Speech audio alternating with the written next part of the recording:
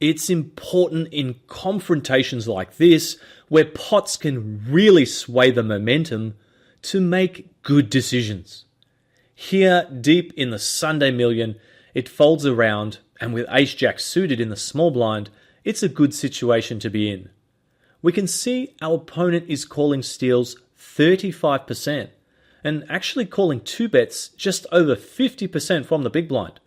So we can presume in this instance, against a small blind open, he'll be defending even wider than that. But it is a fairly high pressure situation, since there are only 15 players left, so let's stick with 51%. He very likely would have raised the top hands, so we can see in Flopzilla, he hasn't connected on this board very often, but he does call c-bets 55%, which indicates he could be on the stickier side, but hasn't shown too much aggression post-flop over the 555 hand sample we have.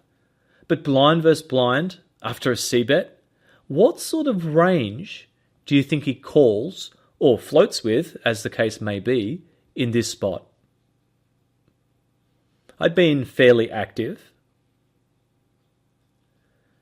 Definitely any pair, right? But I think he may also call with ace high on this dry flop.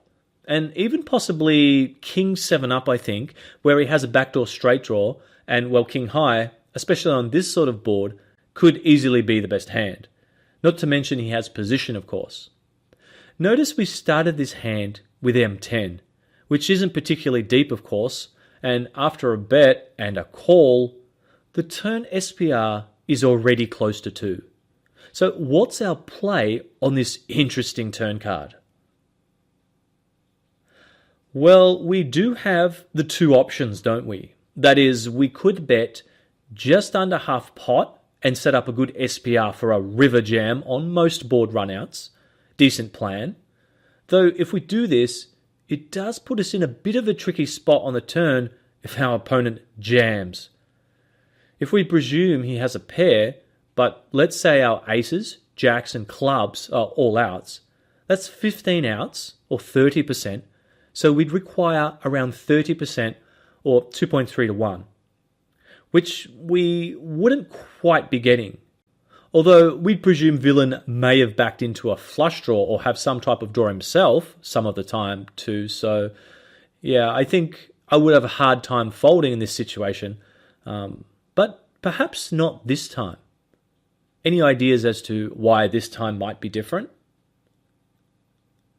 ICM.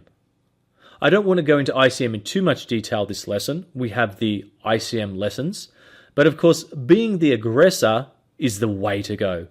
And here, since our opponent's range we said was wide, and we anticipate him floating a bit on this dry board since it's blind versus blind, and we've been aggressive, so let's get a little more aggressive dead money into the pot before we make our move. We get full leverage out of our stack and get the classic fold equity with showdown equity in our corner. Although it is worth noting, the turn card here, it wasn't actually that good for us, was it? And in fact, if we estimate our opponent would call the turn with king 8 or better here, based on his flop calling range we assigned, he'd actually be calling around 49% of the time when we jam turn. And I'm just going to copy the syntax from CREV into good old Odds Oracle here. And I'm going to paste that in. And I've put in the ace-jack of clubs, the board. I'm going to set up a question, and that is how often does the player have better than king 8? And we can see here that just under 45% of the time. So effectively, if we think he's calling with king 8 or better, he's going to be calling 45% of the time. Now, I'm just going to copy the syntax again from CREV. Just for clarity, I'm going to put that into Odds Oracle just to look at our equity. So when he does make the call, the ace-jack of clubs has around 24% equity. So not a great result when he does actually make the call. But of course, he folds a high percentage of the time, which adds a significant amount of EV to the result of the hand. And in fact, by digging a little deeper and using a little math here, we'll plug in the numbers like we learned to do in the profiting from aggression lesson. And we have the call where we win or lose, and then of course the fold. And I'm going to add the combos into, which I used from my pre-created Card Runners EV model. And just keep in mind, we're using the reference point of the turn jam here for the calculation. And so there's 55% that he folds. Plug in the equities that we worked out. And get the likelihood. Multiply that through. And of course next we want to add the stacks. The final stack. We double up. Or we lose our stack, or of course we pick up the dead money.